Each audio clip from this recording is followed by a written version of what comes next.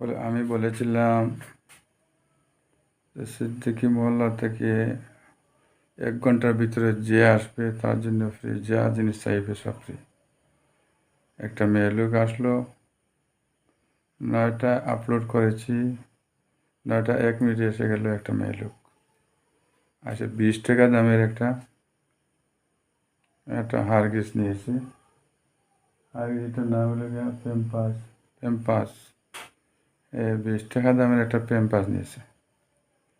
বলছে পয়সা নাই, কালকে দেবো। কিন্তু আসলে তো আমি এর ভিতরে যে প্রথমে আসবে তাকে তো ফ্রি দিতে হবে। এর জন্য আমি তাকে, সে আর কিছুই নিল না, শুধু 20 টাকা দামের একটা নিয়ে নিল। তাকে আমি ফ্রি দিয়ে দিলাম। মন্নানের মেয়েকে আমি এটা ফ্রি দিয়ে দিলাম।